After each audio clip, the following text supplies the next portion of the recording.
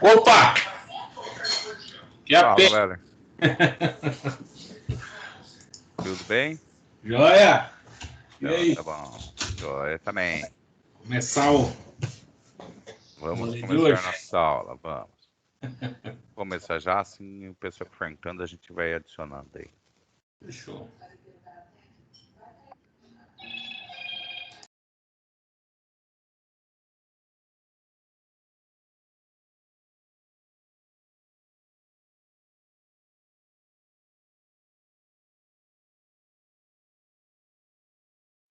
Bom, tava falando, então a aula hoje não é tão longa, é uma aula mais light.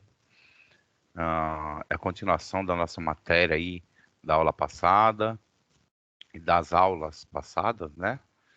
Então vamos entender o que é essa hidrogeologia aí.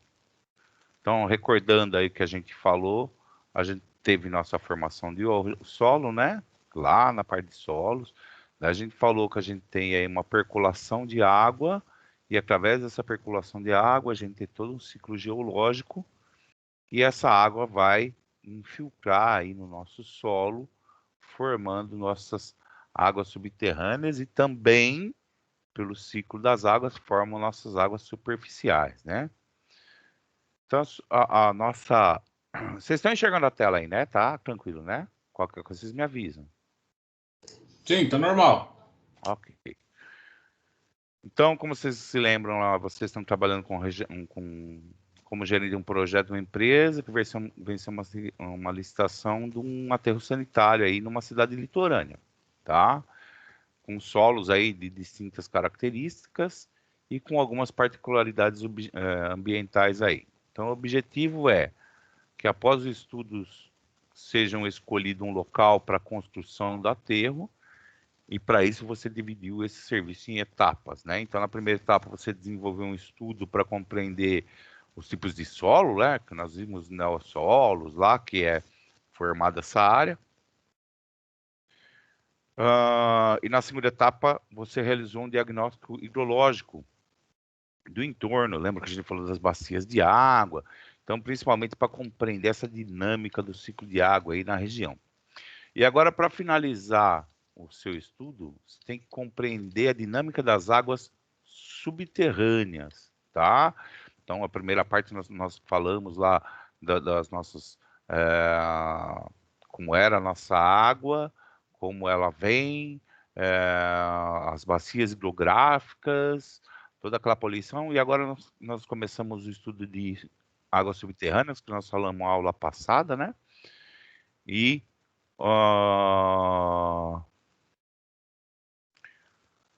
através dessa subterrânea aí, a gente vai entender agora como é essa relação entre a água subterrânea e a água superficial. E você vai precisar responder algumas situações aí para a nossa pesquisa, né? Então, ele pergunta por que é importante saber disso, qual o parâmetro que indica a rapidez do deslocamento da água no subsolo e por que nós temos que avaliar, quais seriam as possíveis relações entre água subterrânea e águas superficiais e o que ocorreria se houvesse um vazamento de chorume, e considerando todas as características apresentadas anteriormente nas outras sessões, levando em conta os tipos de solo, condições hidrológicas e hidrogeológicas, seria possível apontar um local mais adequado para essa instalação do novo aterro. Mais ou menos, pessoal, essas perguntas que a gente está falando, a gente já respondeu aí nas outras matérias, mas vamos lá, rever toda essa parte e entender o porquê que vai acontecer tudo isso. Então, primeira coisa que a gente tem que entender, porosidade. O que é porosidade? Vocês lembram? A gente até falou um pouquinho sobre isso, a aula passada. Ele é o fenômeno aí da infiltração, né? Então, a água que vai alimentar os aquíferos, ele vai infiltrar e vai alimentar lá nossos aquíferos. Então, a nossa porosidade, a gente pensa lá, como na nossa primeira figura aqui, eu acho que tem uma outra figura aqui, mas Quando a gente pensa em porosidade, é quando a quantidade de infiltração de água que vai ter no nosso ciclo de água, ou seja, tamanho de espaços de vazios, né? Então, vamos entender esse mundo subterrâneo aí e que a gente tem o nosso, que nós já falamos na aula passada, que é o nosso maior reservatório de água doce líquida, né? Lógico que a água é líquida, então a água doce de todo o globo terrestre. Na realidade, água doce líquida, por quê? Ele fala líquida aqui na nossa literatura, porque nós temos os glaciais, né? Os glaciais são congelados, eles não descongelam. Então ele fica em parte sólida e ele é uma grande porcentagem dessa água sólida, né? Então a maior parte líquida, então, de água doce seria essas águas subterrâneas.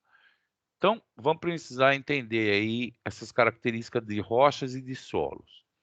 Existem duas propriedades básicas para uma unidade geológica ou uma camada de conjuntos de camadas de solo ou rochas, para ela poder armazenar ou distribuir água para o subsolo. A primeira delas é a porosidade, tá? O que acontece aí é uma razão que vai ser formada pelo volume de vazios em relação ao volume total da rocha ou solo, multiplicado por 100. Então, esse valor ele vai dar em porcentagem, em termos matemáticos. Então, quando vocês forem fazer porosidade, vocês vão pegar o volume total. Então, vamos supor que vocês estão analisando um solo, tá? Um solo qualquer. Então, o que você vai ter que pegar? Você vai pegar esse solo, tá? Você vai medir o volume dele.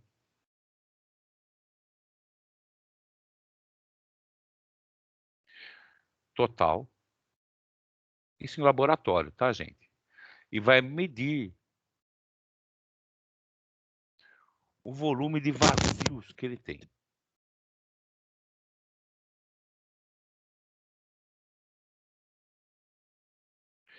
E vai multiplicar isso por 100. Através disso, você consegue achar em porcentagem qual que é a porosidade desse solo, tá? Então, essa é a nossa fórmula para se achar a porosidade do solo. Quando você quiser uma porosidade, você pega lá o volume total do solo, pesa ele, daí você vai colocar água, vai pesar de novo, então através do peso que você tem, tirando do volume total com volume úmido, você vai chegar no volume de vazios, aí você faz toda essa consideração para achar a porosidade do solo. Ou seja, a porosidade do solo, ela consiste aí na quantidade de espaços vazios, ou poros, né, gente? Nós falamos a aula passada, nós vamos falar de novo, é aquela situação lá de você colocar água no solo e ver a quantidade que ele vai penetrar, né? Então, entre as nossas partículas aí sedimentares, que são sedimentos, ela também vai ter os espacinhos vazios. Não pensando em solo e pensando em rochas, a gente vai ter aí fraturas, né, nas rochas que também vão sofrer aí. E temos rochas também que ela tem uma porosidade maior intragranular do que as outras rochas normais. Então a gente falou aí da aula passada, mesmo basalto, granito, gneiss, que a gente tem aí uma porosidade menor aí do que algumas outras rochas, como as cársticas, né? Que são os calcários e tudo mais. Para a gente entender na realidade aí, é uma coisa mais. Vamos tentar colocar isso na vida pessoal nossa. Por exemplo, tudo bem que a gente está falando de uma rocha polida, mas granito da casa de vocês, a rocha de granito que vocês têm na pia de vocês é granito, tá? A única diferença é que ele é polido, por isso que ele fica bonitinho aí, lisinho e tudo mais. Ele tem permeabilidade? Desculpa. Porosidade? Ele infiltra água? Não. Não, né? Então, se você jogar água na pia lá, ele não infiltra água nenhuma. Você pode tirar com um rodinho ou com um pano que ele não vai infiltrar água. Vamos pensar que em vez dessa parte aí, a gente coloque, sei lá, uma rocha. Pode colocar o concreto, tá? O concreto normal, esses tanques que são feitos de concreto, tá? Esses tanques antigos que são de concreto.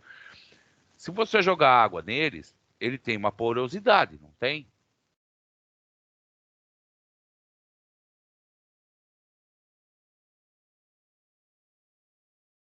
Tem ou não?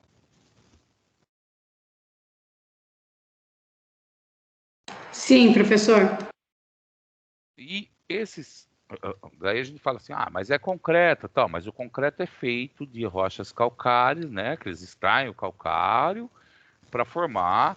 Então é uma rocha calcária que foi quebrada e foi moída para virar nosso cimento, nosso cal e tudo mais. Então são pedras completamente diferentes, uma com uma porosidade maior, uma com porosidade muito menor, tá? Então a gente coloca aí algumas situações de rochas. Vamos pensar em rochas, tá? Então a gente coloca lá a porcentagem de porosidade de algumas rochas. Então o solo em geral, o solo normal, ele tem 55% de porosidade. Os cascalhos, que são a parte mais grossa lá do solo, pensem num filtro, tá? Então ele está com o cascalho mais grosso, ele tem o solo, que é bem poroso, depois tem os cascalhos mais grossos, daí vem a areia, vem a argila, vem o arenito, vem o silt, e depois vem o restante das nossas rochas aí. Então, nós temos o cascalho, que ele tem de 20 a 40% de porosidade. Nós temos a areia, que tem aí de 25 a 50%. Ó, olha que interessante. Os cascalhos, como eles são fragmentos de rochas, vamos dizer assim, o espaço que eles têm entre eles de porosidade é do encaixe de um cascalho no outro, certo? Então ele tem 40%. Agora a areia, que é a areia solta, ela tem de 25 a 50%. Ela até é mais porosa que o cascalho. Por quê? Porque ela entra com uma porosidade maior. A argila de 50 a 70, o arenito de 5 a 30, tá? O calcário, o arenito já é maior porque ele já virou rocha, tá? Quando a gente fala de arenito, ele virou uma rocha. A argila, quando a gente fala só de argila, para vocês terem uma ideia sobre porosidade, que você fala, nossa, mas a argila tem 70% aí de porosidade. Você já viram argila expandida? Aquelas bolinhas que o pessoal põe em vaso? Plantas. Vocês já viram essa argila? Que ela é levinha, parece uma... Viram ou não?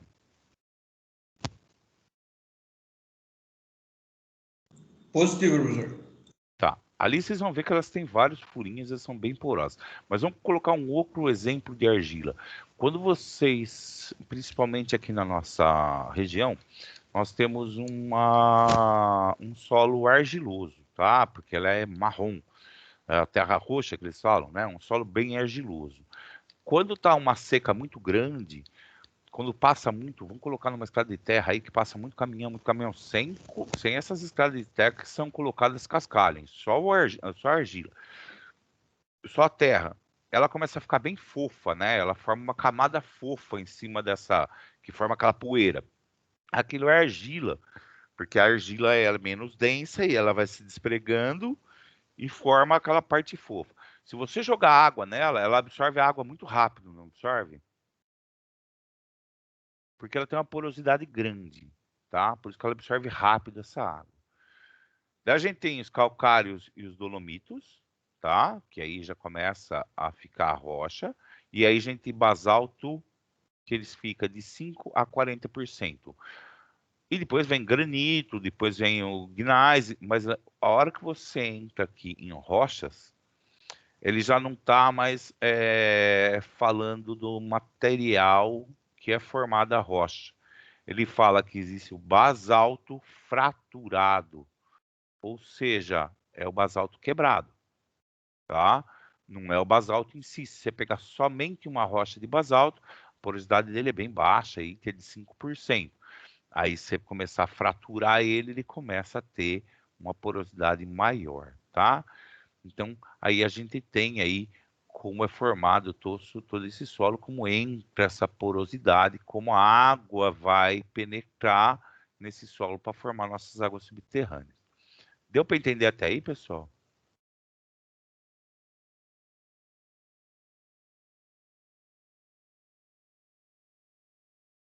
Sim, professor. Ok. Então, vamos lá. Vamos para frente. Uma das coisas que a gente quer falar era a porosidade.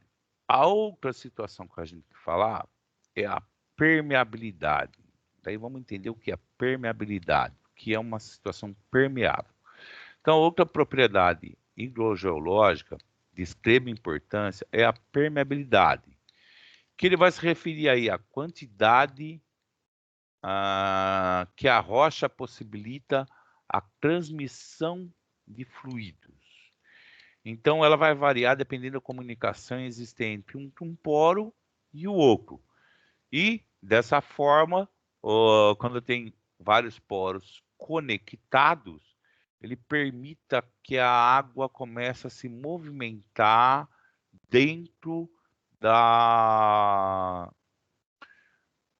do nosso solo, né? Dentro da nossa rocha aí. Então, vou pensar assim, ó.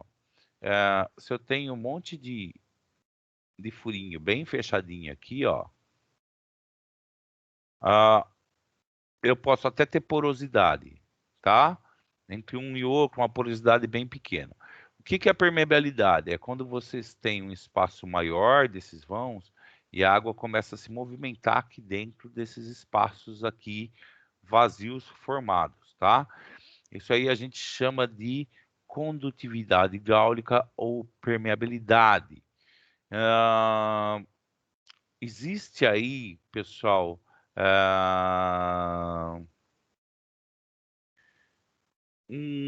uma discordância entre literaturas, porque tem literatura que chama de permeabilidade e condutividade hidráulica, tá?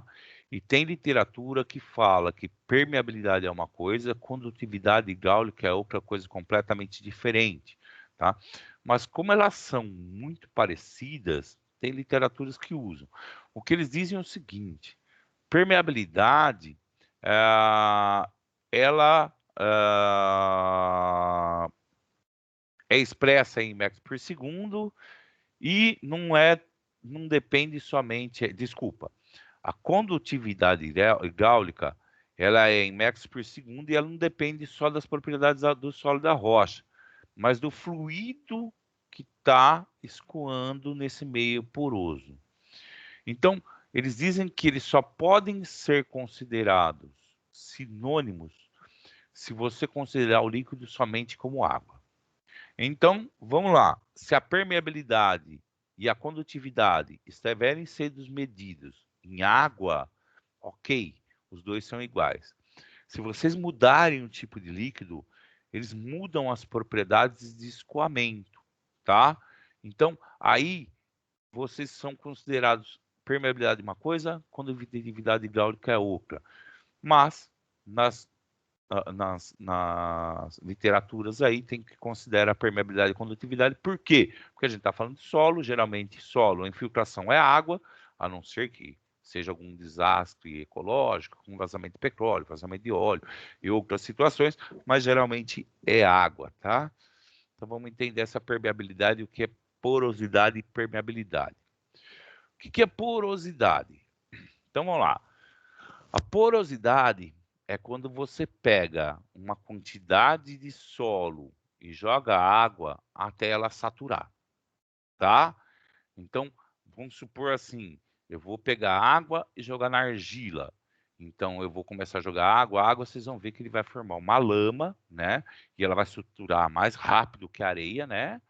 Ela tem uma saturação rápida e ela vira uma lama mesmo. É difícil explicar, mas ela fica bem mais durinha, né? Ela não fica solta.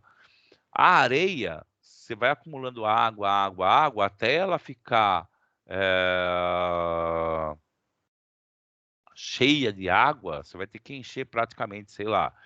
Aqui ele está demonstrando um monte de areia maior, mas vamos colocar que esse prato teria que encher de água e a água praticamente fica quase brotando nessa areia, né? Ela fica.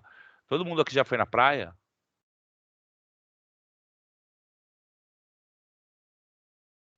Positivo. Todo mundo? Então, quando vocês chegam na praia, vocês vão ver que nós temos aquela areia solta, né? Que é longe do mar, né? E a hora que vai ser chegando próximo do mar, você vai vendo que a água fica saturada, ou seja, ela fica bem molhada a areia. É a porosidade dela, é quando ela fica saturada de água, então ela preencheu todos aqueles espaços vazios e ficou uma água, uma areia saturada, tá? Com água. Então é essa situação de areia seca e areia molhada. É isso que você vai hidratar essa areia até ela ficar naquele nível de saturação. Isso é o que a gente chama de porosidade. A permeabilidade é o transporte da nossa areia através desses poros, tá? Então aqui eu enchi de água porque eu estou num recipiente fechado. Agora eu quero colocar num funil. Então eu pego um funil, coloco um algodão na ponta, lógico, para não para nossa solo não cair e vou jogando água. Que aí eu meço o quanto tempo vai demorar para essa água sair desse funil e começar a entrar. E vejo se é um fluxo grande ou se é um fluxo demorado, né?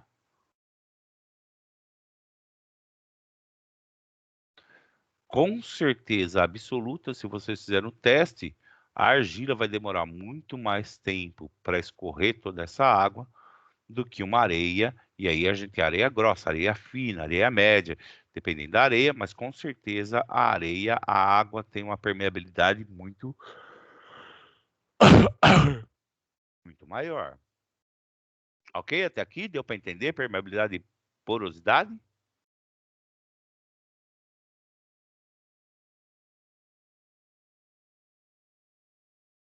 E aí, pessoal, entenderam que é a diferença entre porosidade e permeabilidade?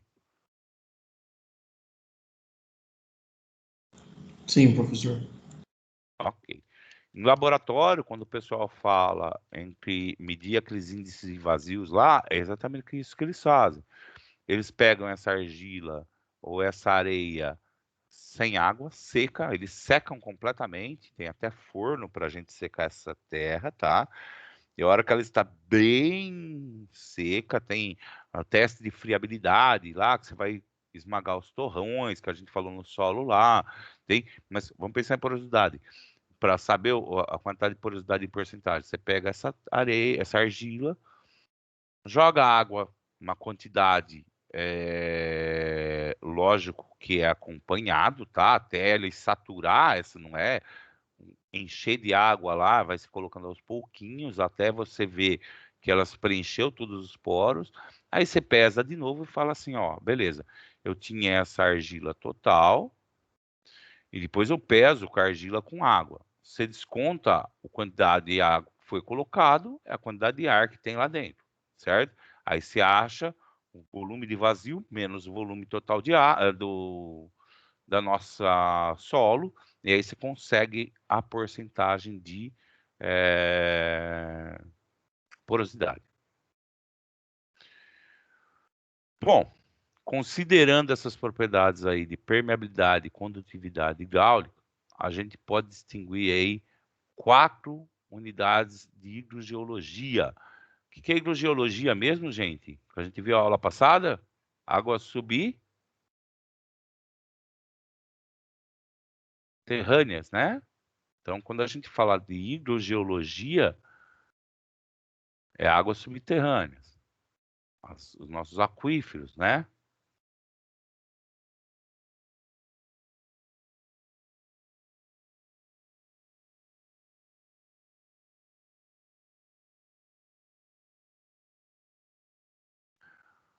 Então, vamos lá. Aquífero. O que é um aquífero? É uma unidade hidrogeológica capaz de armazenar e transmitir água subterrânea em quantidade suficiente para o abastecimento. Exemplo, Arenito Botucatu, tá? A gente tem arenitos em nossa região do Serra Geral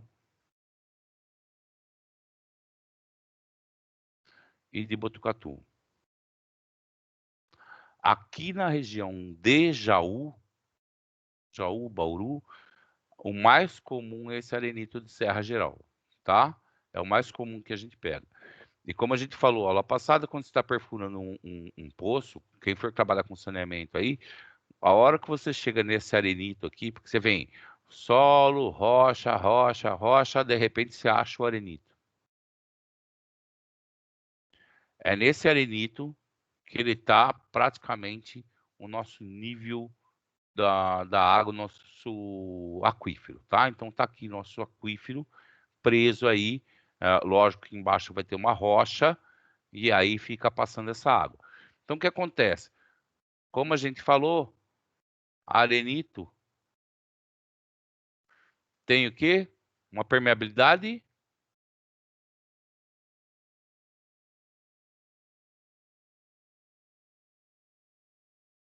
grande, né?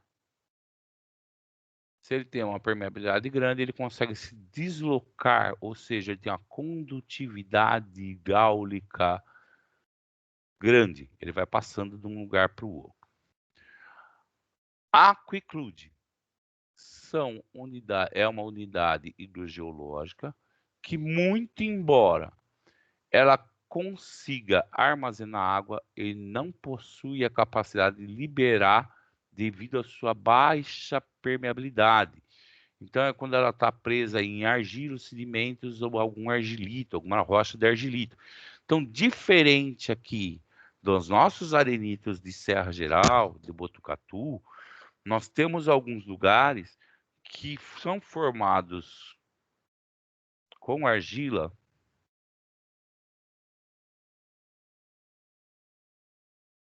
Então, nossa água fica presa aqui, ó,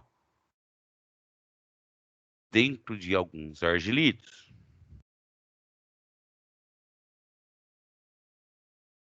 E o que acontece?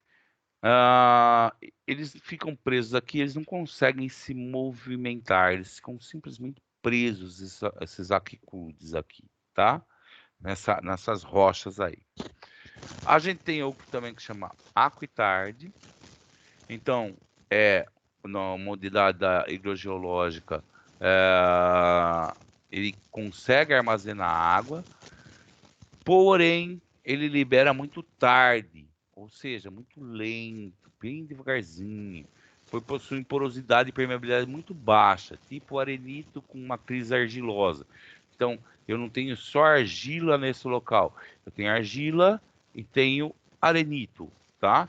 Então, ele vai liberar essa água, mas ele vai demorar muito, vai pingando ali, uma coisa bem devagar. E aí tem os aquifugos, tá?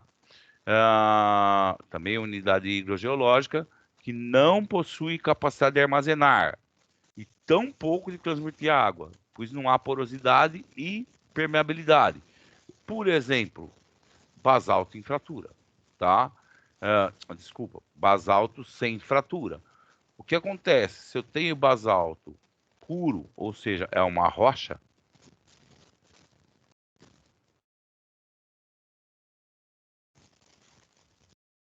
ele não tem permeabilidade aqui. Então vamos pensar num solo basáltico.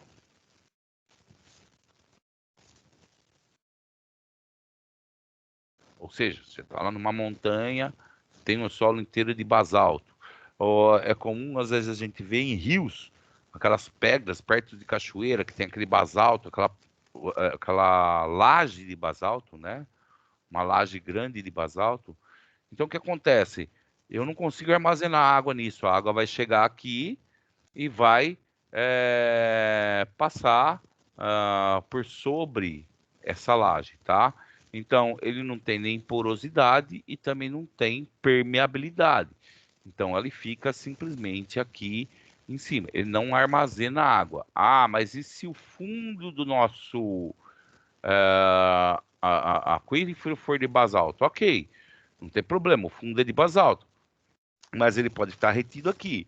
O que eu preciso? Eu preciso que em cima desse basalto tenha um arenito.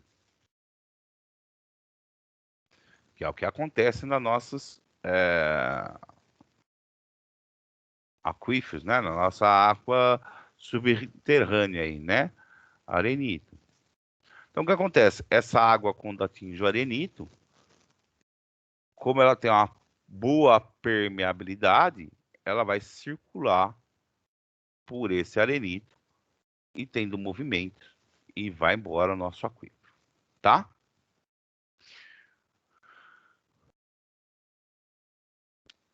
Bom, à medida que a nossa água vai preenchendo poros nas rochas do solo, os nossos espaços vazios vão ficando saturados, como a gente já falou, tá? Então, quando a nossa base armazenadora está em direção ao topo, até que atinge um negócio chamado franja, nós falamos na aula passada, franja capilar. O que é a franja capilar? Então, tem um desenho maior aqui, vamos pôr vermelho para enxergar. A gente pegou um pedacinho aqui, ó, e ampliou ele aqui como se fosse uma ampliação aqui, né? Um detalhe. O que acontece? Eu tenho um lençol freático e aí tem a nossa zona de aeração, que é onde tem a nossa porosidade, e começa a chover, chover, chover, a água vai infiltrando, infiltrando, infiltrando, até chegar num local onde não haja porosidade. Ou seja, ela vai ficar presa aqui embaixo. Então, daqui para cima, ela vai começar a encher de água. Piscina, né, gente? Vamos pensar uma piscina aí. Começou a ficar impermeável, ela começa a encher, encher, encher, encher. E daí o que acontece? Ele chega a um determinado nível que a gente chama de lençol freático, tá? Então, esse lençol freático, ele é variável, que a gente já viu aí na outra aula, né? Ou seja, se tiver uma seca muito grande, esse nível de lençol freático pode rebaixar. E o que é a franja capilar na realidade? A franja capilar é onde ele está praticamente não, ele já está saturado. Ele não está muito saturado como no lençol, mas já é uma área onde já está bem saturado. Então, quando você acha a franja capilar que tem aquela umidade, você já está praticamente na água, tá? Então, ele é um lugar que está saturado, mas ali ainda não tem água. Já que vocês foram para a praia, é fácil entender. Quando vocês estão fazendo castelinho de areia, vocês estão fazendo um buraco na areia, vocês chegam uma hora que vocês acham uma areia bem úmida. Ou seja, ela está muito saturada de água. Você fala assim, nossa, se eu cavar mais um pouquinho eu acho água, tá? Então ela está com uma saturação muito grande. Isso é o que a gente chama de franja.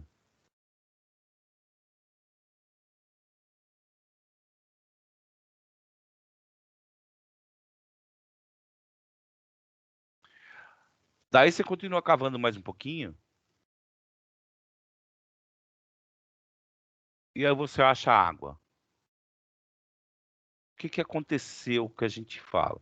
Aconteceu que você falou que você chegou no nível da água do mar. Ou seja, você chegou no lençol freático. Ou seja, você atingiu o nível da água. É isso que acontece quando você vai estar perfurando um poço. É exatamente como você perfura um poço próximo. E não precisa ser praia, tá, gente? Do lado do rio.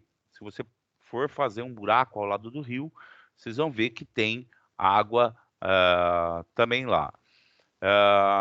Inclusive, uma das coisas que o pessoal fala, que é muito interessante, é o seguinte. Vamos supor que você se perdeu numa floresta, tá sozinho lá, morrendo de sede, e você acha um riacho, tá? O que os especialistas em sobrevivência dizem é o seguinte: as águas, geralmente, mesmo de córregos e rios, elas podem estar contaminadas com diversos produtos, com fezes de animais, animais podres e tudo mais. O que eles recomendam, se você não tiver um jeito de ferver essa água, não tem como acender um fogueiro, não tem nada, você cava um pocinho, um buraco ao lado do rio, não muito próximo, né, gente? Senão não dá tempo de filtrar. Mas você tem o rio lá passando, você cava um buraco próximo ao rio, e você vai chegar no nível do lençol freático. Então, o que acontece? Essa água do rio, esse nível do rio que está aqui embaixo, como ele tem próximo do rio, o lençol freático dele está bem próximo da superfície. Então, você acha essa água, e essa água, como ela está passando todo por esse filtro de solo, ela é uma água muito mais pura do que do rio, tá? É isso que é o lençol freático, isso que é a franja capilar, e isso que é a nossa zona de aeração e zona de saturação. Então, a gente está saturado quando tem muita água, ou seja, todos os poros preenchidos. O nosso lençol freático ainda tem todos os poros preenchidos, e o franja capilar, apesar de ele estar com todos os poros preenchidos, ele ainda não está saturado, tá? Então, existe para cima uma zona de aeração. Pessoal, perguntas ou dúvidas até agora?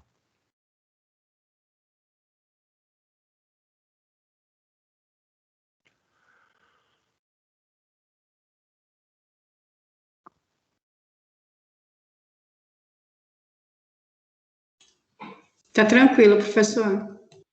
Tranquilo? Ok. Então, vamos lá. Aqui é mais um desenho explicando, mas aqui ele só está um detalhe interessante que acontece. A gente tem essas zonas vadosa ou não saturada. Vamos pensar assim. Depois, principalmente em locais de florestas tropicais, vamos colocar aí que você está no meio de uma floresta, como você tem um local de muita umidade, tá? Então, às vezes, é comum ter em cima ou próximo de solo essa área, ela não está saturada, mas ela está úmida, tá? Por quê? Porque ela ainda está infiltrando essa água. Então, a nossa zona não saturada, ela continua sendo todo esse pedaço aqui, tá? Ela é não saturada.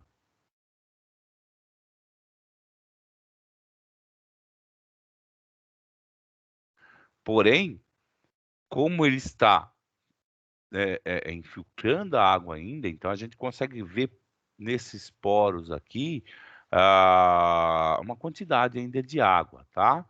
Daí ele vai aumentando a quantidade de água conforme vai descendo, apesar dela ser uma zona não saturada, mas ela vai ficando mais úmida. Isso também a gente explica fácil. Vocês que estão trabalhando com engenharia civil, se já trabalharam, já viram isso acontecer, quando você está cavando um alicerce, sei lá, de uma casa, qualquer coisa, vocês vão ver que em cima do solo a terra está muito seca, o solo está muito seco, e a hora que você vai se aprofundando, o solo vai ficando mais úmido, porque essa água está infiltrando e ela demora mais para infiltrar. Lógico que a gente está falando de solos aí argilosos, arenosos. Mesmo os arenosos, você consegue ter mais umidade embaixo, porque a água está infiltrando lá. Apesar de não ser uma zona não saturada, ela tem sempre água infiltrando, até ele saturar todo o nosso espaço aí, e aí a gente tem a nossa zona de saturação, e aí que a gente fala que é o nosso nível de água ou o nosso lençol freático, tá? É aí que a gente chega com os poços. Gente, lembrando, quando a gente chega nesses poços que a gente está vendo aqui, do lençol freático, geralmente, são poços pequenos, tá?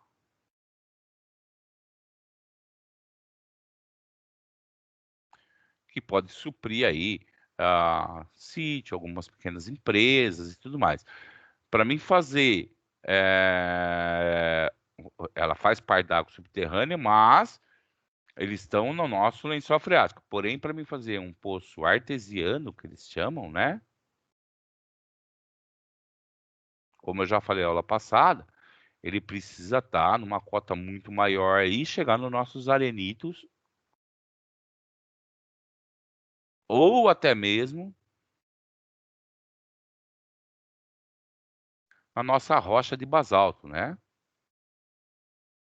Ou de basalto, de granito, ou de outro material aí. Então a gente pode pegar fraturas aí nesse basalto e conseguir uma água melhor subterrânea. Então, para a gente analisar os nossos aquíferos, a gente vai conseguir separar eles agora em algumas partes, tá? Então, dependendo aí da pressão que a água tem sobre esses poros que ela está submetido, a gente tem alguns aquíferos. A gente tem os aquíferos suspensos, tá? A gente tem os aquíferos confinados, a gente tem aquíferos semi-confinados, tá? Então vamos lá. O que são esses aquíferos e qual a diferença deles? É exatamente a nossa porosidade, tá? Então o que acontece? A gente tem aí um exemplo aqui que a gente chama de furo artesiano repuxante, tá? Que a gente está no semi-confinado. O que esse é o semi-confinado? É onde a gente falou lá que a gente vai chegar no nosso arenito. Geralmente, essa parte aqui é uma camada pouco permeável, praticamente impermeável, tá? Onde vai se acumular muita água. Então, elas têm várias situações. Desculpa, eu falei arenito, não. Aqui seria um argilito. Um arenito seria aqui, nessa camada aqui.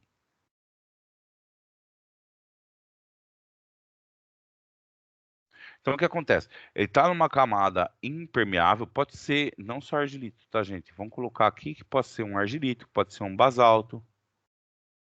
Ou seja, é uma rocha impermeável. Sem permeabilidade e sem porosidade. Uma porosidade muito baixa. Então, o que acontece com essa água? Ela vai descendo, tá? Infiltração, já falamos da nossa situação lá atrás do ciclo da água, que ela infiltra nos solos e tudo mais. Então temos toda aquela ciclo hidrológico, né? Então ela vai infiltrar na água. Então aqui a gente tem nosso lençol freático, ó.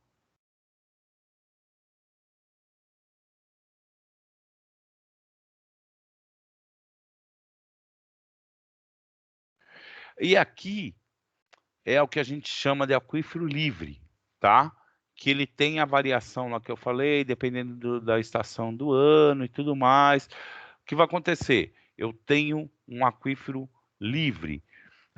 Essa água aqui, ela vai ser com nível variável lá, porque ele vai variar com o nosso lençol freático, quantidade de chuva e sazonalidade aí de tempos de chuva ou não, tá?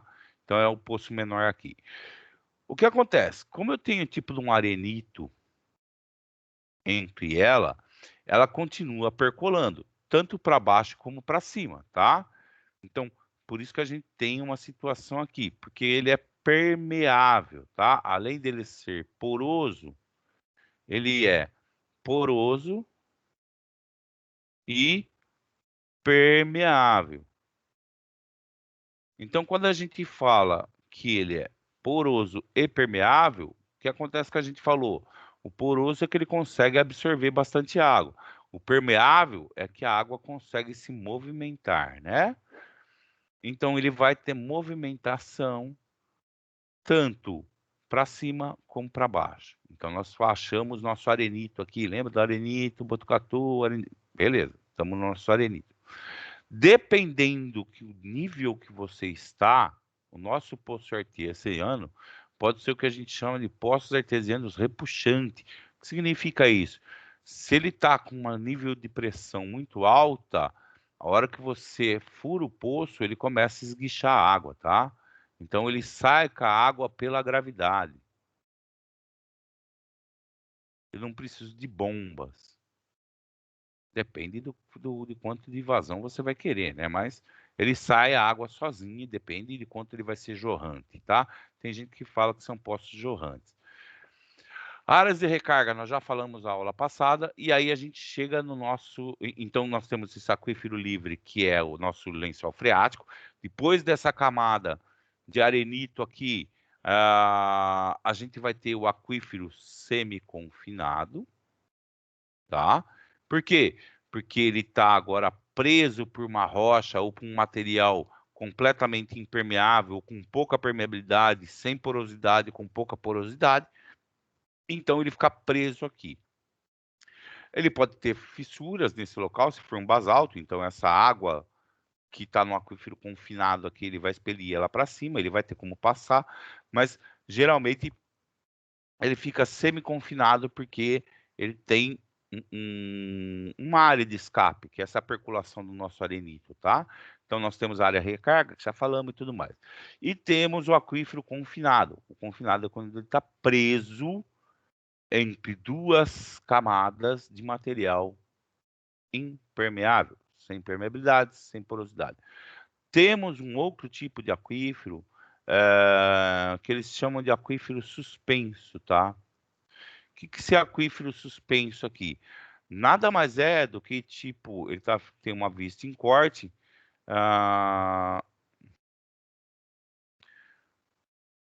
Deixa eu dar uma apagada aqui para vocês entenderem. Mas vamos considerar o seguinte aqui.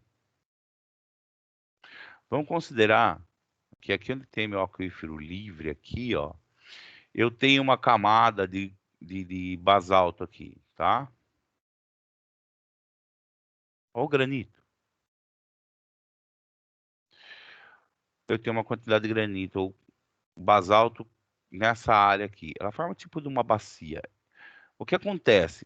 Esse pedaço aqui, ele é impermeável e está próximo aqui do meu aquífero livre, né? Então, o que acontece?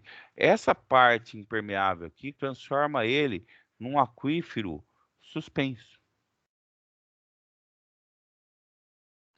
Ou seja, ele não é um aquífero subterrâneo, porque ele não pega uma grande extensão, mas ele pode ter um pedaço de basalto lá, que a gente que ele ficou lá e tem aí, vai alimentando aí como se fosse livre, mas ele é suspenso porque ele está preso por um material impermeável, então ele não consegue, não percola mais essa água, ela não vai para baixo e ela fica presa aí, fica confinado, porém, semi-confinado, porém eles chamam de suspenso, ele fica perdido aí no meio da, da água, aí, do solo. Dúvidas até aqui, pessoal?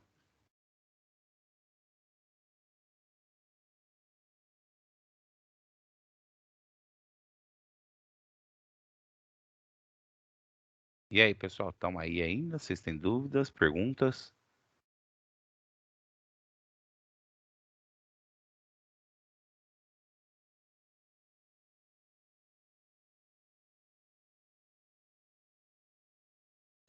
Por enquanto não, professor. Pode seguir.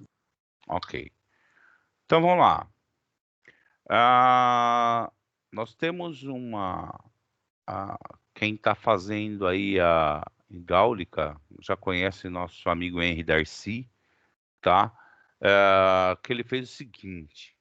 Ele falou que no subsolo a água se desloca lateralmente dentro da zona de saturação, mesmo que de maneira mais lenta que as águas superficiais.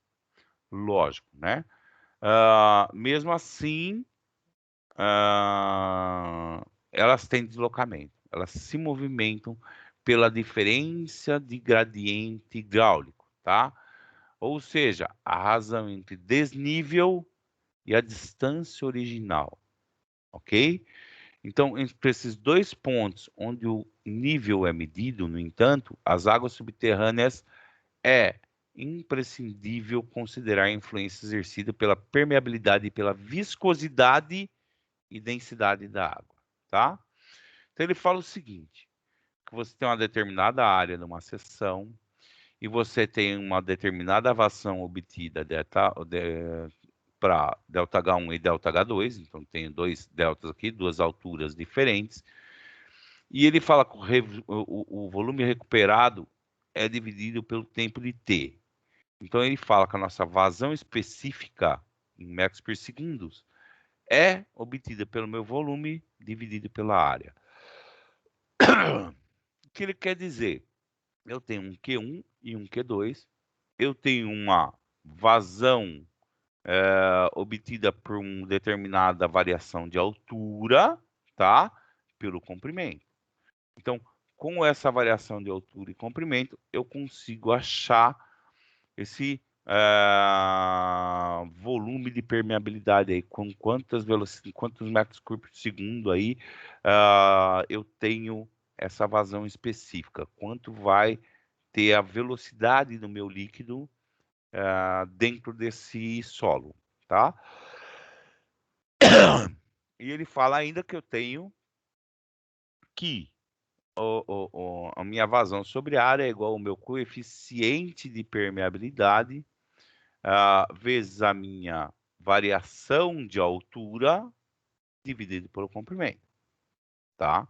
Então, ele só substituiu aqui o nosso Qzinho e chegou nessa nossa fórmula que a vazão pela área é igual ao coeficiente de permeabilidade pela variação de altura pelo comprimento. Ou seja, se eu tenho a área, eu tenho o volume de água, eu tenho o desnível que tem, a variação de altura e o comprimento do local, eu consigo achar qual é o coeficiente de permeabilidade do meu terreno.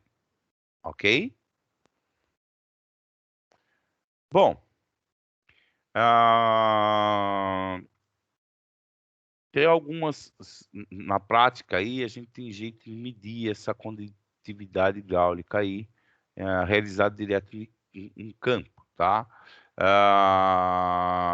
Eles pegam poços aí que são perfurados sobre rocha e um dos métodos mais utilizados é o slug test, tá? Eles põem um bastão com peso padronizado e dentro do poço e eles ficam monitorando o aumento e rebaixamento de nível de água durante um certo intervalo. Esse rebaixamento, esse cilindro, gente, é um dos métodos que dá para fazer, tá? O que acontece? Quando você coloca um cilindro de água, na realidade, se você coloca algo dentro desse local, a tendência dessa água é subir, tá? Então, o nível estático da água, ele vai subir, tá? E aí, você mantém esse cilindro lá por um tempo e vê qual é o tempo que ele vai demorar para retornar essa água, tá? Então, você vai retirar esse cilindro, vai tirar essa água, vai retirar o cilindro e vai ver quanto tempo ele demora para retornar a água. Então, dá para se fazer, geralmente a gente faz isso em poço artesiano com bombas, tá? Então, o que você faz? Você liga a bomba, vamos colocar que o cilindro seja uma bomba, liga a bomba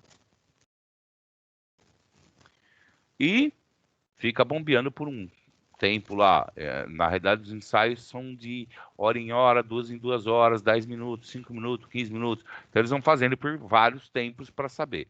O que acontece? Você tira a água do poço, então aqui ele está demonstrando que você está tirando água, tirando água, tirando água, e é o que a gente chama do nível estático que está parado aqui, tá? Daí o que vai acontecer? A água vai descer. Desceu, ok. Aí eles vão medir quanto tempo esse poço vai demorar para ele voltar de novo no nível estático dele, tá? Então, a hora que ele voltar no nível estático, é o que a gente chama de tempo de recuperação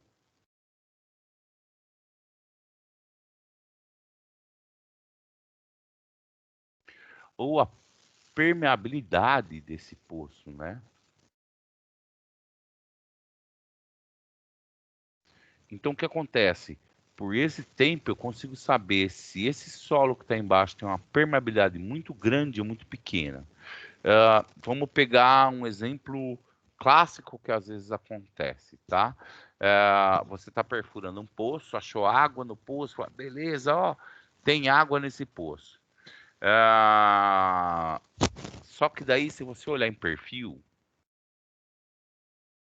você tem mais ou menos que nem aquele suspenso que a gente tem.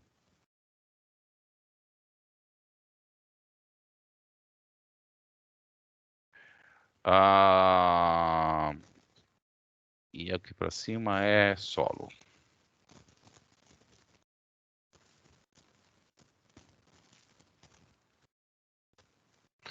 Então você perfurou um poço aqui. Chegou no nível da água. Daí você fala, legal, ó, tem bastante água, achei o nível de água, vamos fazer os lug test lá. E faz os lug test, coloca aquele nosso cilindro, tá? Põe um cilindro e refaz um sistema de rebaixamento de água. Então você coloca o cilindro aqui dentro e faz o sistema de rebaixamento de água. Daí o que acontece? Esse nível de água, ele vai baixar para mais ou menos aqui. Vamos colocar que ele baixou aqui, mais ou menos. Então, eu reduzi meu nível de água. Daí o que acontece? Eu vou medir o tempo que ele vai demorar para encher de novo. Se isso for um arenito, gente, ele vai percolar rápido. Então, tipo assim, geralmente o que acontece? Quando vocês falam em poço artesiano, as bombas de poço artesiano, para vocês terem uma ideia, elas trabalham por 20 horas e tem que ficar parada por pelo menos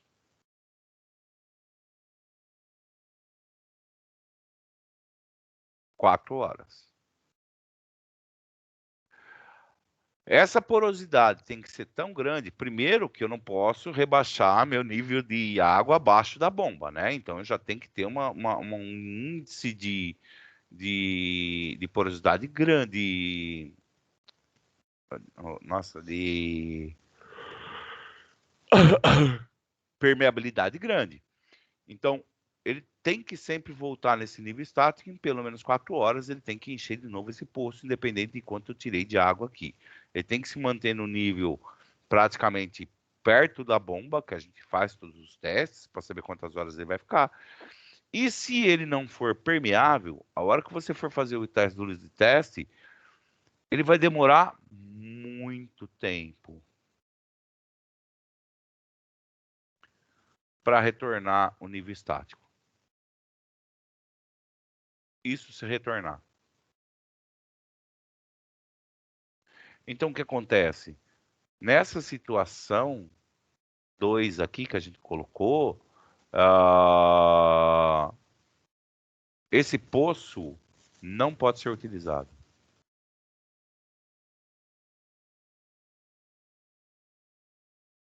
A não ser que você vai utilizar por um tempo e depois você vai demorar muito mais. Mas vamos supor que ele demore 4, 5 dias para chegar no nível de água estático de novo, para chegar no meu nível estático.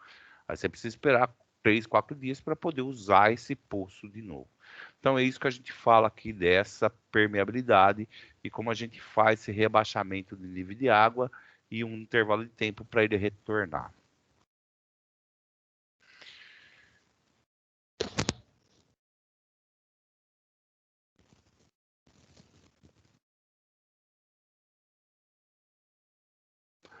Outro jeito que a gente tem para fazer essa situação é que a gente tem mapas, tá? Potenciométricos, que eles vão mostrar para mim quais são as profundidades de nível de água subterrânea em poços e a determinação aí do topo da superfície freática. Então, esses registros, quando são feitos pelo menos em 3 pontos, permite aí a gente saber a superfície freática e esses estabelecimentos aí de ponto de igual profundidade. Lembrando, gente, que tipo assim, quando a gente fala aqui, ó, de permeabilidade, uma coisa muito, muito importante que se acontece é que quando você tem um determinado poço e uma determinada bomba, você tem uma determinada permeabilidade. E quando a gente fala que a gente tem, que nem a gente falou aqui, ó, na nossa fórmula aqui de Darcy, que a gente tem a nossa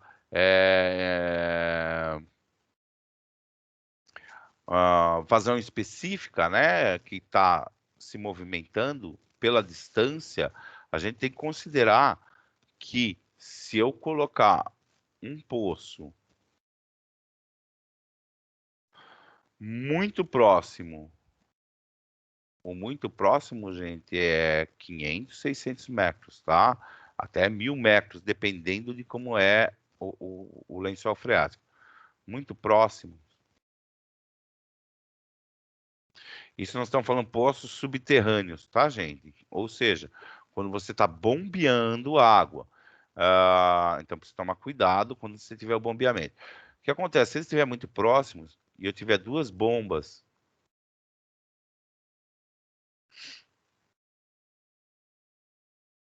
aqui trabalhando, o que vai acontecer? Em vez de você fazer um rebaixamento só nesse lençol freático, somente nesse poço aqui, que nem a gente falou, ou nesse poço aqui, como a gente falou, que tem um retorno grande, porque tem um aquífero passando, você vai rebaixar toda essa área aqui, ó.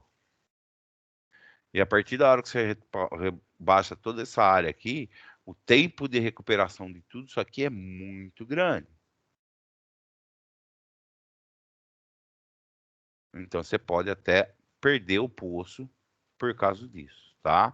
Então, às vezes é muita vantagem, ou seja, o volume de água vai ser muito baixo, porque você está confrontando um com o outro, e você pode até queimar a bomba, porque se ela ficar abaixo do nível da água, ela queima. Então, existe todo esse problema aí que também precisa ser considerado. Então, a gente pode ver por mapas potenciométricos aí, tá? Então, a gente faz 3 pontos de medições e vê aí, pelo fluxo subterrâneo aí, o gradiente, como está essa percolação de água aí, como funciona esse gradiente de água aí, tá? Então, aqui é um município de Sorocaba. Então, ele tem aqui o nosso embasamento cristalino em corte lá, e ele tem as nossas situações aí de como está o nosso o poço, né, e a direção do fluxo subterrâneo.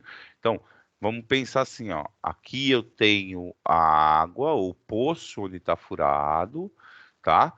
Então, a gente está vendo aqui de onde vem vindo toda essa água, tá? Para onde está descendo essa água, tá? Então, para quem não fez ainda, mas para quem já fez topografia, são nossas cotas altimétricas, tá, gente? Então, aqui essa cota 537, ele significa que é o local mais baixo do terreno, tá? Então, vamos considerar que esse seja o local mais baixo aqui. Aqui o 517, mais baixo que 537. Vocês vão ver que aqui, ó, aqui nesse 577, no 557, ele pode tanto estar descendo para cá como para cá, tá? Aqui também é um nível mais baixo, então ele está descendo para cá também. Então, toda água que for percolar, ela vai vir para essa situação aqui. E aí eu consigo ver o meu nível freático aqui dentro, tá? Porque se a água toda está vindo para esse local, o local mais indicado para se furar um poço seria aqui, nesse local aqui e nesse local aqui, onde está tendo infiltrações de águas maiores, tá? De onde está vindo a água direto para esse local, tá? Dúvidas? Deu para entender, pessoal? Que essas cotas aí? Eu não entendi muito bem, não. Por que que tem que ser nesse local específico que o professor falou? Por causa das variações de cotas. O que é cota altimétrica? Espera aí, deixa eu apagar aqui.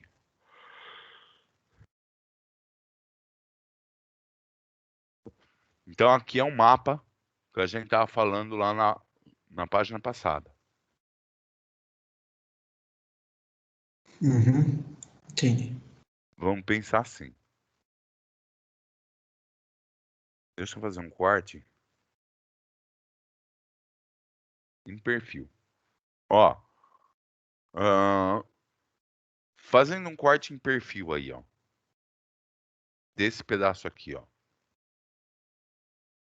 Tá? Eu vou pegar um pedaço aqui e vou cortar aqui, ó, até o poço. Se eu cortar esse pedaço assim, aí isso aqui vai estar mais ou menos assim, ó.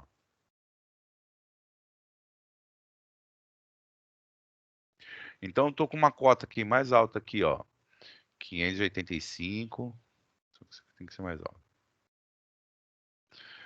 Depois ele vai para uma cota mais baixa, 578. Aí vai para uma mais baixa lá, 536. Aí tem uma outra lá de 523. E tem a minha lá de 517. Então, ó, tô cortando aqui, ó, o terreno. Então, eu tô 585, vai para 578, 536, 523, 517. Então, o que acontece aqui? Esse é meu terreno, tá? Toda a água que cai nesse solo aqui, ela vai penetrar e vai para onde? Qual o sentido de escoamento para ela? Para o local mais?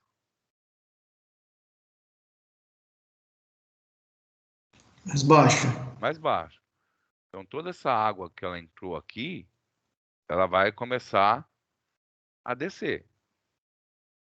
E geralmente o que acontece? Se ela está descendo, onde vai acumular mais água, geralmente, é nessa parte mais baixa. Então, se você precisar alocar e fazer um poço, o melhor local é aqui. Porque toda essa água aqui, ó, que você está vendo essas setinhas amarelas, seria a direção do fluxo de água subterrânea. Toda essa água está vindo para esse ponto aqui, ó.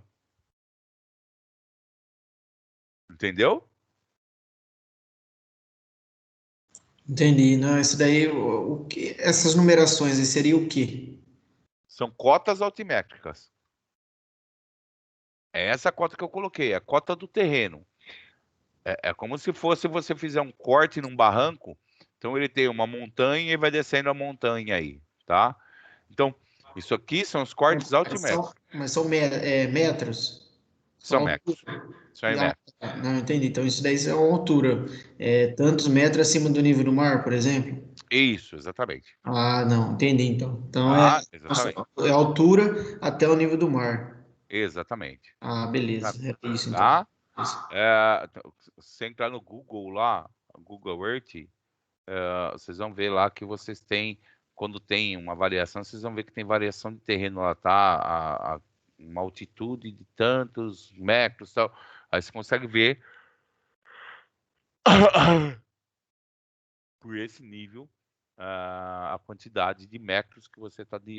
Se você, é simples, se você pegar 578 menos 585,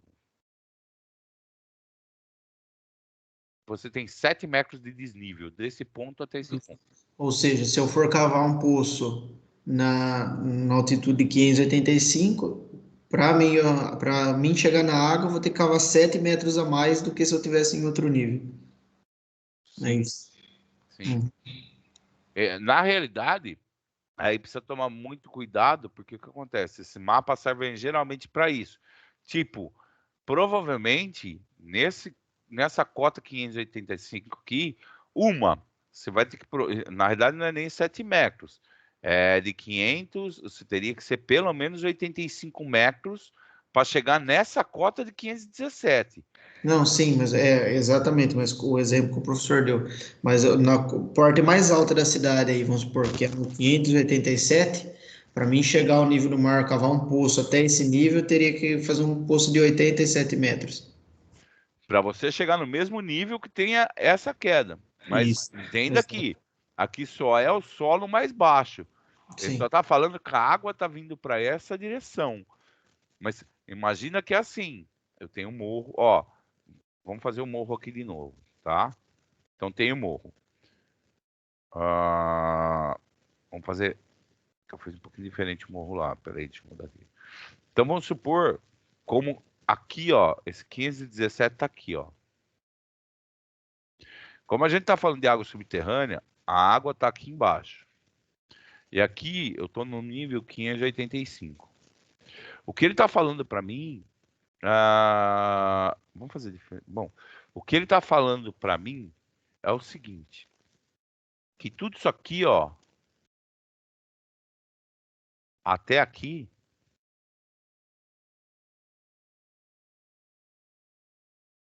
é solo, tá? Então, para você cavar um poço, você tem que arrancar tudo isso aqui de solo para chegar no mesmo nível desse solo aqui, ó. Para depois cavar o poço. Então, quando vocês forem pensar em poço, vocês têm que pensar assim.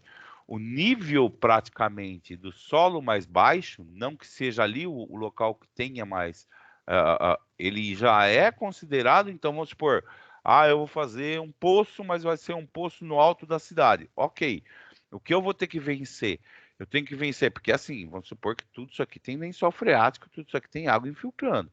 A água está vindo para o ponto mais baixo? Sim, a água está vindo para o ponto mais baixo, porque nós temos aqui o nosso embasamento cristalino, tá vendo? Tá todo o meu embasamento cristalino tá aqui embaixo, então essa água não passa daqui. Mas nesse local aqui eu consigo pegar água? Consigo, mas ó, do 517 até meu embasamento cristalino, eu tenho uma distância pouca aí, vamos supor, para pegar. E se eu tiver aqui em cima, eu tenho que chegar tudo isso aqui para poder chegar na água. Então, a distância, o tamanho que tem. Então, tudo isso aí é custo de perfuração. Então, a gente precisa tomar cuidado com isso, tá?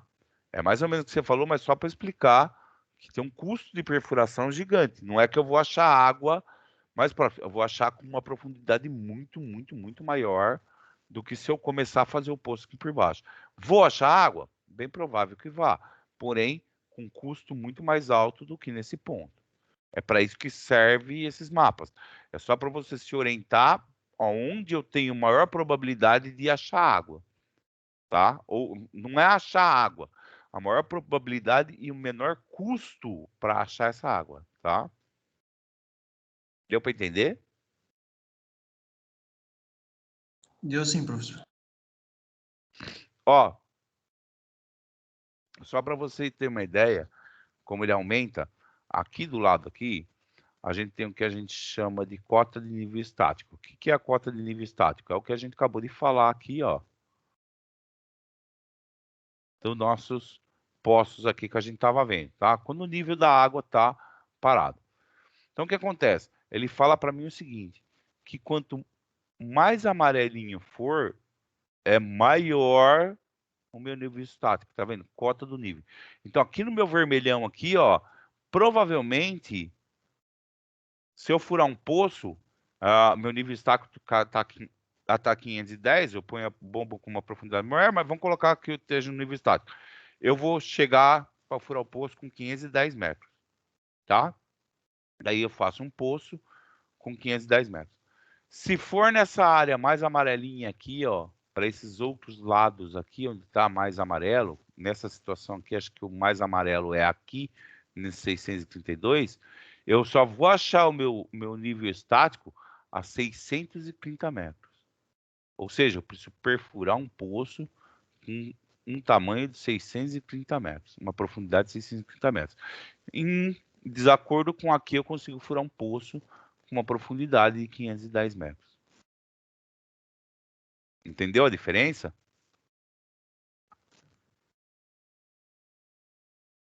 Entendi sim, professor. Então, esses mapas servem exatamente para execução de poço. Então, o cara tem um mapa desse, da cidade que ele está falando, do município de Sorocaba, né? Então, tem o Sorocaba aqui, tem a minha formação. Ele pega um mapa desse, o cara fala, meu, eu quero furar um poço num bairro aqui, nesse bairro. O cara fala, meu, você vai aí para 600, 610, 620 metros de profundidade.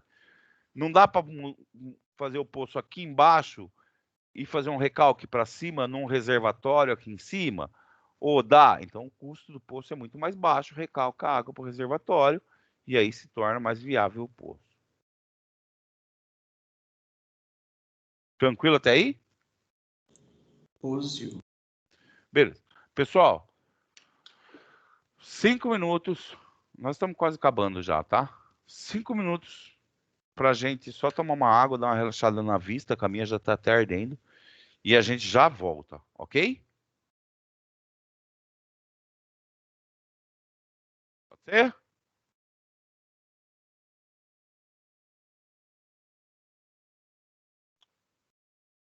Bom, vou mutar meu microfone e minha câmera aqui e a gente já volta. 5 minutos. 10 minutos. 9h35 a gente volta. São 9h22. 9h32, pronto. 9h32 a gente volta. 10 minutos. 9h32, hein, gente? 10 minutinhos.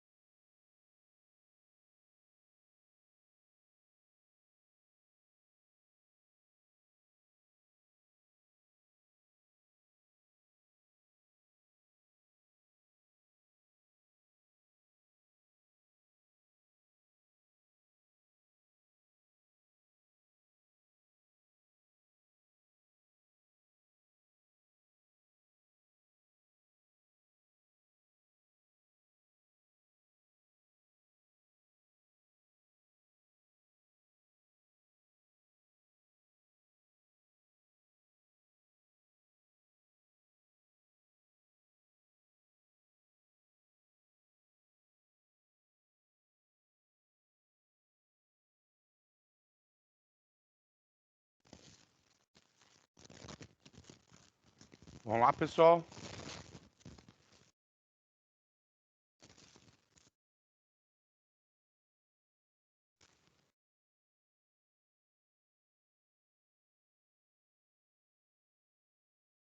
Pessoal, voltamos.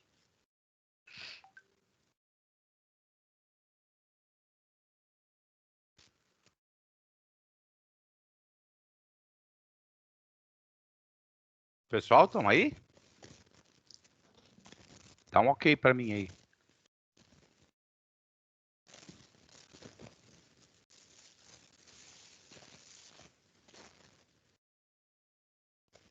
Pode seguir, professor. Então, vamos lá. Então, a gente viu lá que a gente tem uma... nas aulas anteriores, que a água superficial ela é ligada diretamente às nossas águas subterrâneas, tá?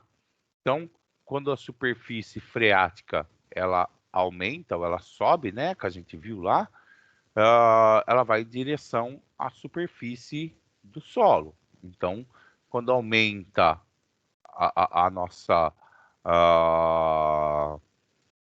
lençol freático, aumenta-se o nosso próximo ao solo. E isso quando acontece, a gente tem aqui, nessa situação aqui, com lençol freático alto, então a gente tem uma alta pressão, uma zona de saturação alta, e aqui quando ele chega no rio, como o rio está escorrendo essa água, saindo água por aqui, né, pelo subsolo, ele tem o que a gente chama de baixa pressão.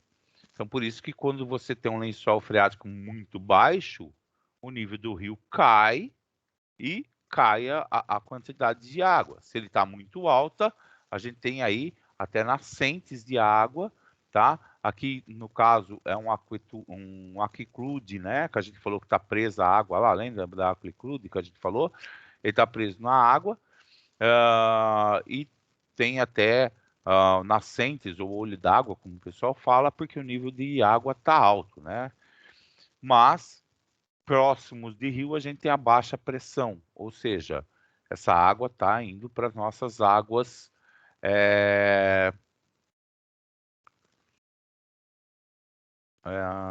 as águas subterrâneas estão indo para a água superficial.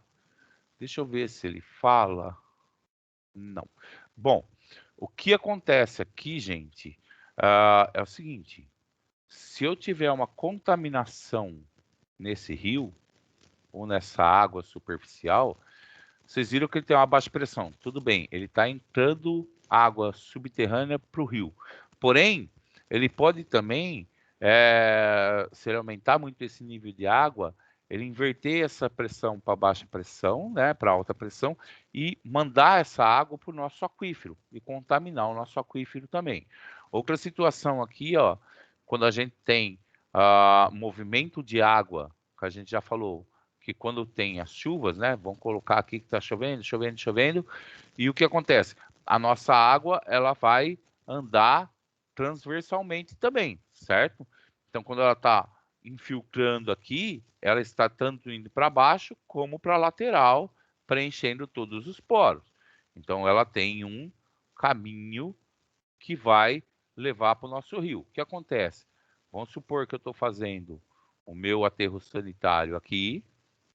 Eu preciso tomar muito cuidado, porque, primeiro, eu posso atingir com vazamento esse meu aquiclude aqui localizado e contaminar essa água. E se eu contaminar, eu vou contaminar toda essa água de olho de nascente, que ela vai chegar para o rio, vai contaminar meu rio e pode contaminar meu lençol freático.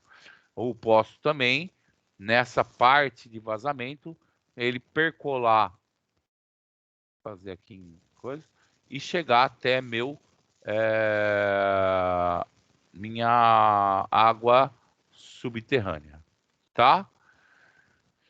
Falando aí que a nossa água, se ela tá descendo, né? Essa água natural, ela vai descendo pelo solo e passando pelas rochas, ela leva vários componentes químicos aí na trajetória dela, tá? Então, quando a gente vai retirar a água do poço aí, de abastecimento, durante todo o caminho que a água passou pelo solo, ela foi aumentando a acidez e foi diminuindo o pH dela. Isso porque o solo é rico em matéria orgânica e CO2, dois fatores que associam esse fenômeno.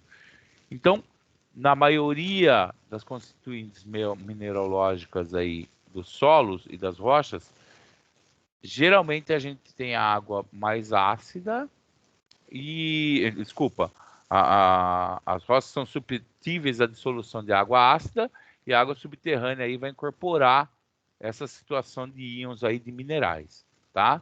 Então as águas subterrâneas geralmente são um pouco mais ácidas e são menos com pH mais baixo, tá? Não necessariamente que aconteça isso, porque eu já falei que tem algumas regiões que o pH da água é bem alto, tipo a região lá de Ribeirão, Guará, São Joaquim da Barra, toda aquela área lá é uma água franca, é uma água que tem um pH mais alto, porque ela não passa tanto, lá, ela não percola em tanto tempo em rochas ácidas aí. Então, alguns tipos de minerais aí, nós não vamos entrar em minerais de novo, tá? Mas só como exemplo aí, são alguns tipos de minerais e os íons dos minerais que vão se ligar a essa situação da água e como vai ficar nossas águas aí. Pode ter águas com mais teor de manganês, com mais teor de potássio, mais cálcio e assim por diante, tá? Que são aquelas águas que eles falam, águas minerais, que fazem bem e tudo mais, e aí cada uma tem a sua situação aí, cada tipo de região. Bom, para a gente finalizar, vamos fazer nossa situação. O problema é resolver aquelas perguntinhas que o pessoal falou lá. Agora eu preciso de vocês, que vocês estejam atentos, porque vocês vão responder, tá, gente? Então ele fala o seguinte, que a implantação do aterro sanitário lá é numa cidade litorânea, que ela contém solos aluvionais, isso lá nos solos residuais de rochas basálticas, né? Então é no meio próximo da serra lá, então tem um latossolo e uma parte granítica lá, que é o neossolo, tá? Então é basáltico e neossolo, vocês sabem que tem, se não for fraturadas, nós temos pouca permeabilidade aí. Além disso, essa área está próxima a regiões com montanhas relativamente elevadas e também próximo ao mar, possuindo rios que partem das montanhas nas áreas mais internas do continente e levando a água até o mar. Daí ele fala o seguinte, em relação às águas subterrâneas, você deve esclarecer alguns pontos.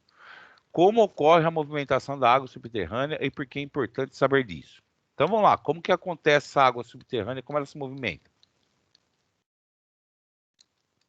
Um aquífero, o senhor fala? Mas lembra que a gente falou de Darcy lá? Como que faz? O que Darcy falou lá? Que depende do quê? Do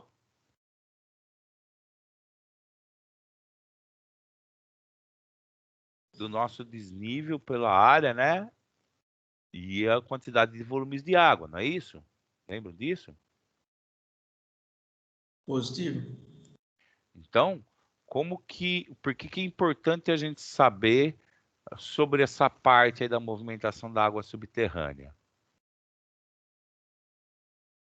Por que é importante a gente saber dessa velocidade aí?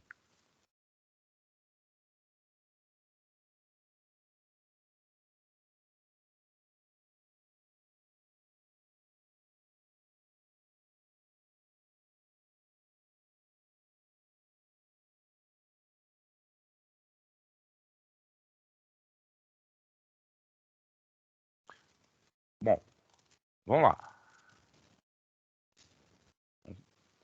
O que acontece? A lei de Darcy lá que ele falou, tá? Ele falou o seguinte, a gente tem um desnível, certo? Certo ou não? Vamos lá, gente, Sim. ó. Sim. Ele tá falando que eu tô numa região montanhosa. Ele falou aqui, tá vendo, ó? É uma área próxima a regiões montanhosas, com montanhas relativamente elevadas e também próximo ao nível do mar. Então, ele está falando que o local que estão escolhendo o aterro é um local montanhoso, tá? E próximo às águas até o mar. E tem rios passando nesse vale. O que acontece? Darcy fala o seguinte, que dependendo dessa altura e esse comprimento, a gente consegue achar a velocidade de deslocamento da água, não é isso? Positivo. Então, o que acontece? Se eu tenho uma inclinação muito grande para uma distância, talvez pequena, vamos colocar assim, eu vou ter um volume de água entre um ponto e o outro bem rápido, tá? E por que eu preciso saber disso? Simples, porque se eu tiver um vazamento ou algum problema contaminante desse aterro,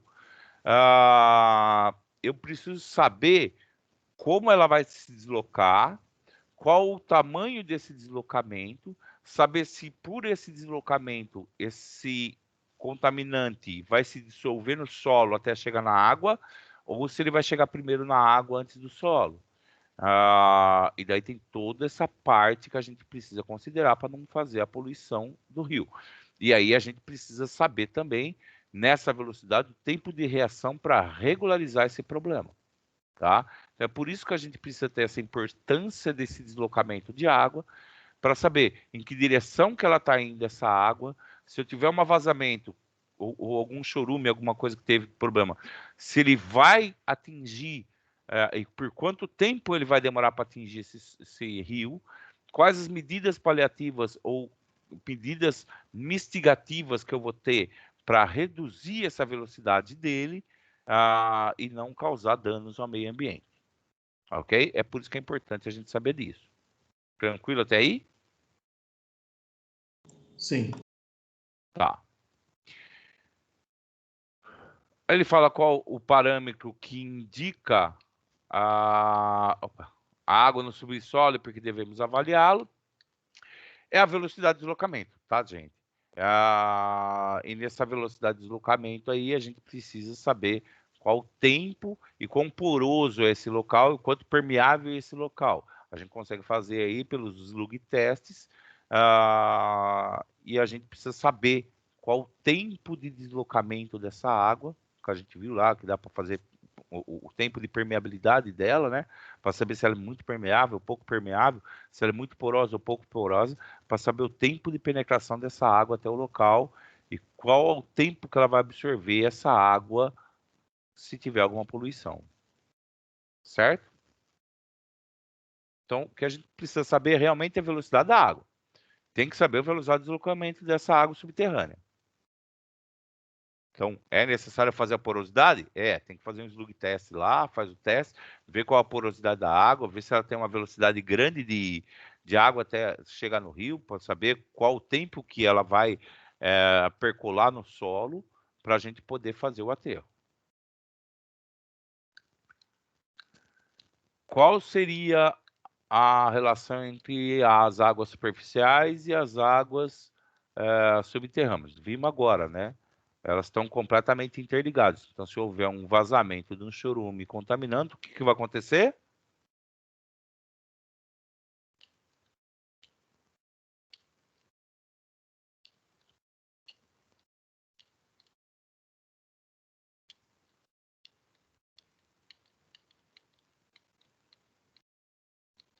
Poluição, né, gente? A gente vai poluir o rio, vai poluir nosso lençol freático. A gente já falou acabamos de falar lá sobre a poluição que acontece aqui no nosso efluo, na nossa situação, né? Então, nossa situação, se eu tenho aterro sanitário aqui, ele tem um vazamento de chorume, a gente tem olhos d'água aqui, a gente tem nosso lençol freático, tá tudo interligado aqui, lençol freático, rio, tudo aqui tá interligado, e se houver um vazamento, a gente faz poluir tanto nosso olho d'água, a gente pode poluir através do nosso aquífero, esse aquífero pode poluir o rio, tanto o rio também, se ele baixar o nível, ele pode poluir nossa água nosso lençol freático e assim por diante, tá?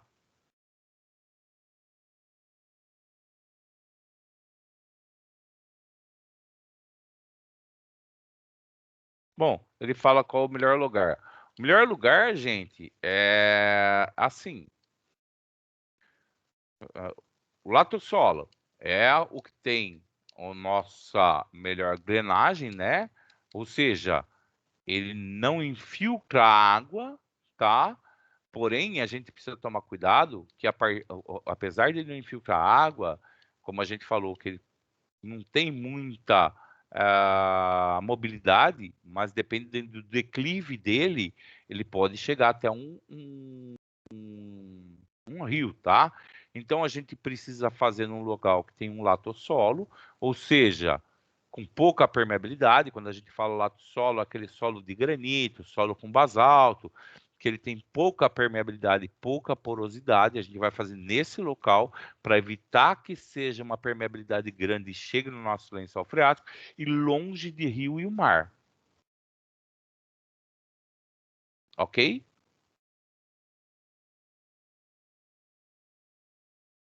Positivo. Então, é isso que a gente precisa fazer o nosso aterro.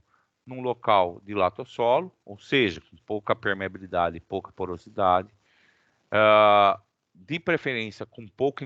Lógico que se você fazer um aterro, você não vai fazer ele inclinado, ele vai ser plano. Então, eu não vou ter praticamente inclinação nesse local, porque é um aterro, né? Ele fica reto, então eu não vou ter a questão de ter uma grande velocidade de líquido. Mas isso precisa ser todo um estudo feito, porque se houver um vazamento e próximo desse aterro tiver uma declividade grande, tem que se tomar algumas providências aí para não chegar. Tem que ser longe de rios e de mares, porque se houver algum acidente, não vai ter problemas aí de acertar esse solo. Dúvidas, pessoal?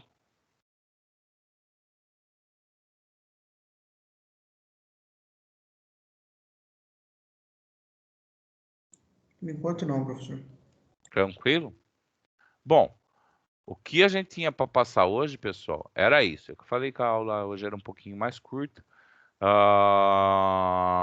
Realmente porque a gente falou bastante sobre esse assunto na aula passada, né? Falamos muito de águas subterrâneas. A gente já tinha falado desse problema de poluição, de infiltração, de percolação de solo. Então, hoje foi mais para vocês uma continuação da aula, então, reprisando principalmente o que acontece no nosso solo resumindo essa aula aí, a gente tem uma porosidade, que é a quantidade de água que infiltra dentro do nosso solo. A gente tem uma permeabilidade, que é a velocidade que essa água vai infiltrar no solo e percorrer o solo. A gente também viu que Darcy falou que a velocidade do nosso líquido dentro do solo, ele vai estar ligado diretamente pela nossa variação de comprimento e variação de altura, tá? Quanto maior a altura e menor a distância, a gente vai ter uma velocidade maior, uma velocidade menor e assim por diante, tá? Então é aí que a gente viu que Darcy tem o tempo de percolação e o tempo de velocidade da água. Falamos dos tipos de aquíferos que vão se formar devido a essa percolação de água, que quando elas percolam rochas, existem mudanças químicas nessa água, nós já tínhamos falado outra semana, e que para a gente fazer um aterro sanitário, que era a nossa principal matéria aí de estudo que o nosso situação problema colocou, a gente vai precisar fazer num local que seja bem impermeável ou com pouca permeabilidade, para que se aconteça algum problema de vazamento, a gente tenha como recorrer. Lembrando, gente, que a gente já falou semana passada, e quando vocês vão fazer um aterro sanitário, não é simplesmente fazer o aterro, jogar lá em cima, mas a rocha é impermeável, beleza, deixa o chorume lá. Não. Eu tenho que fazer todo um tratamento desse chorume, tá? Para depois jogar esses tratamentos em córregos e rios, para poder fazer. O que a gente fala de permeabilidade nessa situação é em casos de acidentes do chorume, tá? Então tem que ser num local onde não tenham cursos de água próximo e que seja no local de permeabilidade baixa e porosidade baixa, como o nosso latossolo lá que a gente falou, que é a condição do local onde a gente estava, como é um próximo ao litoral. Lógico que nós temos ali as serras e geralmente são basaltos lá, são formações cristalinas próximos a mares, né? Próximo do mar lá geralmente a formação é cristalina, que é basalto, granito e tudo mais. Então, esse foi o catado que a gente falou sobre hoje. Dúvidas, pessoal? Não tem dúvidas? Ficou claro a aula? Ficou sim, professor. Ok.